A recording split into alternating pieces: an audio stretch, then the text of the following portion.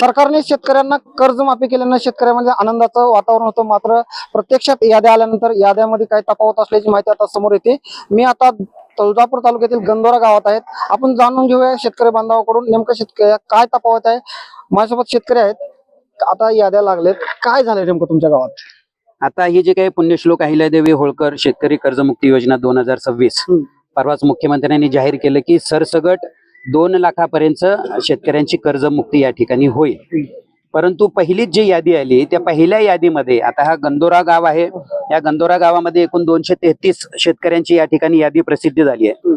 परंतु या 233 शेतकऱ्यांपैकी 80% पेक्षा जास्त शेतकऱ्यांचं जे काही कर्जाचे आकडे आहेत, थकीत कर्जाचे आकडे आणि कर्जमाफीमध्ये आलेले आकडे, याच्यामध्ये साधारण 45 ते 50% डिफरन्स या ठिकाणी दिसतोय।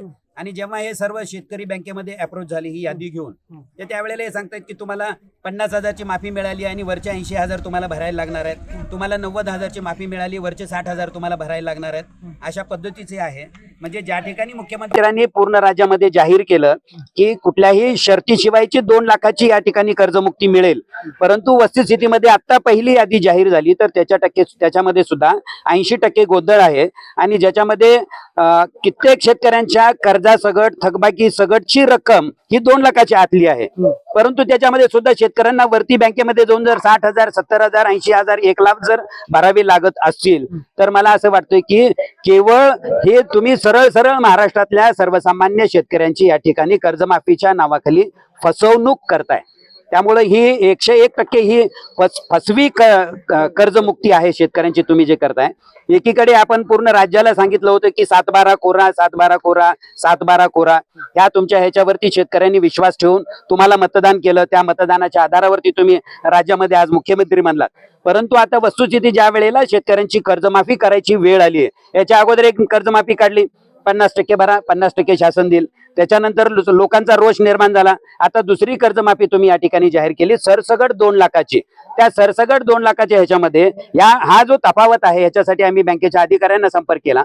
बँकेचे अधिकारी सांगतात की आम्ही थकबाकीचे अगदी क्लिअर आकडे शासनाकडे पाठवलेले आहेत, परंतु त्यांनी कुठल्या आधारावरती यादी प्रसिद्ध केली हे आम्ही तुम्हाला सांगू शकत नाही।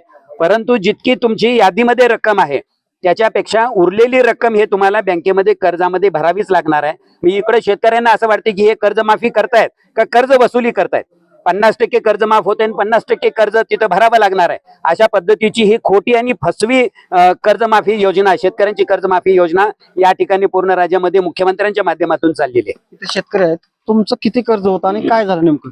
सर 2019ला 57,000 रुपये कर्ज काढलेलं होतं आणि आता कर्जमाफीच्या यादीमध्ये 31,000 रुपये आलेले आहे थकबाकी म्हणून। तर आता ही कळत नाहीये की ही कसे भरायचे, अंगठा लावायचा का नाही, केवायसी करायची का नाही, कारण आता मुद्दल आणि व्याज मिळून तर एवढी रक्कम पण नाही, ती मुद्दलाची पण आहे आणि व्याजाची तर दिसतच नाही त्याच्यात। त्यामुळे शासनाने याच्यावर काहीतरी तोडगा काढला पाहिजे। का असं होतं? तुम्ही बँकेत गेलतो ना बँकेत, त्यांनी बँकेत गेल्यानंतर त्यांनी हे बघितले नाही, त्यांनी ते NPA खाते काय तर ते इंग्लिश मध्ये लिहिलेलं होतं, ते त्यांनी झेरॉक्स दिलेला आहे। इथं मला मोबाईल मध्ये फोटो काढलो मी त्याचा, हे माझ्या हातात दिले, त्यांनी याचा फोटो काढून घ्या वाचा। आता इंग्लिश काय येणार सर सर्वसामान्य शेतकऱ्याला? तुमचं नाव सांगा आणि तुमचं किती कर्ज होतं, काय वाटतं कर्जमाफी? महादेव बैराम भोसले, माझी 1.5 लाख कर्ज उचललेलं आहे।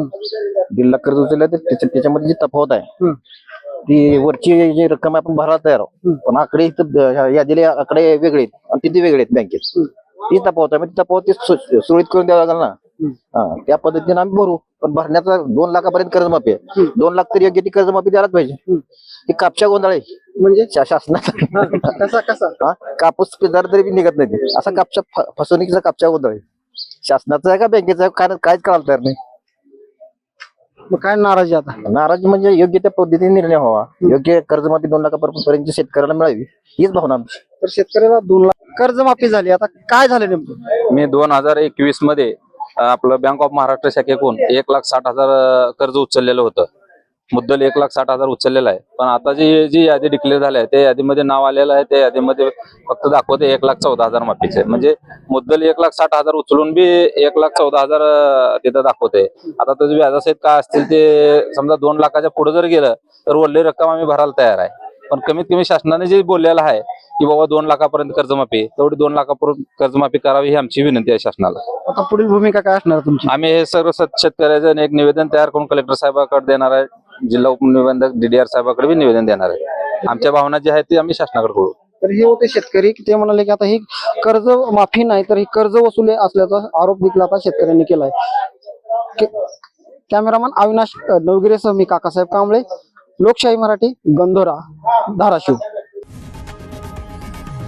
लोकशाही मराठी ऐका, पहा, जागरूक रहा.